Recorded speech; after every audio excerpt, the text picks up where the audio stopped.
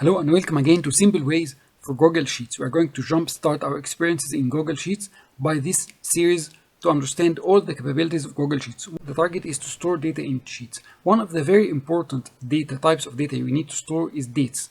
You join dates with data. For example, that's expenses on this date, that's expenses during this month, and so on.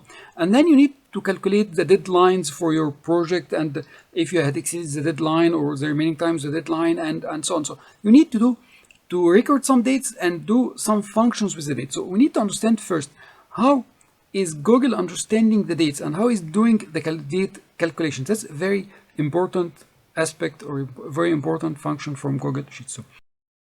So simply all these date functions, we had covered it with applications in our training in Udemy. You can join our Udemy in training. You'll find the link in the description box, and you will find a wealth of information with applications on deep usage of the date differences and even using it within the app's script.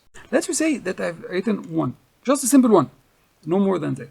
And after that, writing one which is a number, I came to format number, and then here I selected to format this one as a date.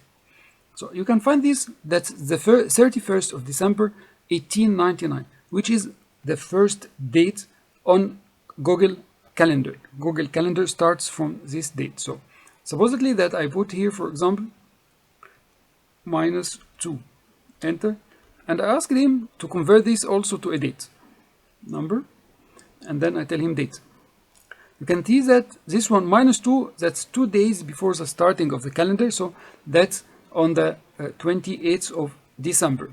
Okay, so the start of the, if I put 0, for example, and that's to see how it works, how he understands the dates, so the 0, and then I format, if I came here and I select to format this one as a date, you can see that 0 is the 30th day of the December month of 1899. That's great. So if simply I moved a little bit further to the 5th day, and I need also to format it as a date, so I'm using the paint format or the brush format, you can see that the 4th of January 1900.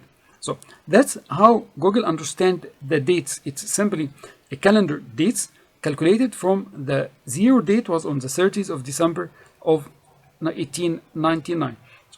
Any functions Google is doing on the dates, he is doing it starting from this date. So he is comparing each date to this number, and then he is converting this date to a number, and then subtracting, adding, and whatever he is doing after that. So for example, if I came here and I need to convert this one, that's one of the functions that more we are going to see today. If I say to him, I need the value. Okay, and we will test value in different ways after that, and then I need to take the value of this date, and then I close my parenthesis, enter. It will tell you 5. Okay, so we had written 5, so 5, when I convert it into a date, that's 5 days from the starting date of Google Calendar. If I used to convert this date to a value, it will be 5 because it is calculating it from the first day of the Google Calendar.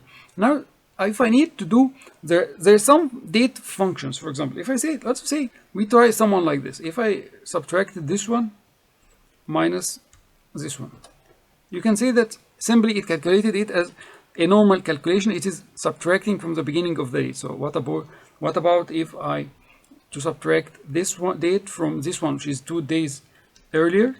Okay, sorry, I need to subtract this date from the date which was 2 days earlier.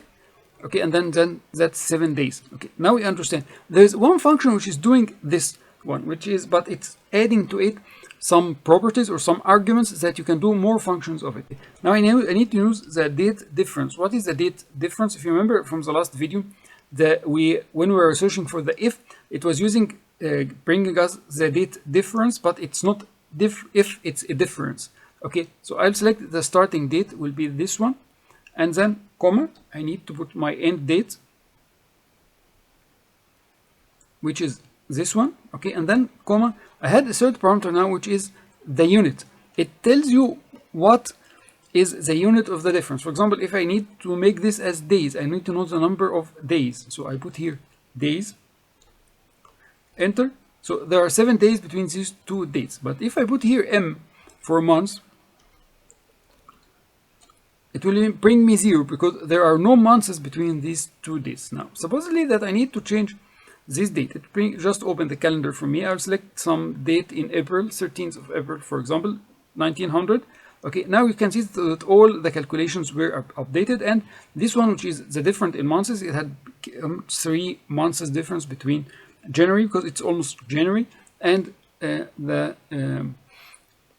between January and this date. So now there are more units to add. For example, if I put here month date, this one will give you the dates which are not the days that are not complete months. So it's, if it is 3 months plus like this one, it will bring you the days that are more than complete months difference between these 2 dates. So simply, if I put here, there are 16 days in difference between more than 3 months between. It don't bring the months, it brings you only the days above the months. All this you need it in your calculations of the cost, of the income, of the remaining time till deadlines, and so on. So I hope you had now understanding of the dates. You can comprehend this information and use it. In the coming videos we will see more from the dates. We had covered using functions, a lot of wealth of information in our trainings using these functions. So simply you can use these functions in your projects. If you have a problem, you can use our Fiverr services. You'll find the link in the description box, and then you can use our services to correct your functions or to help you with building your functions or your professional data sheets. If you need a training that is built around how to use the dates and the deadlines and to calculate your projects and the remaining time, and if it's exceeded the project time and so on. So this one we had covered it in our Udemy training. You'll find also the link in the description box. See you in coming videos with more insights from Google Sheets.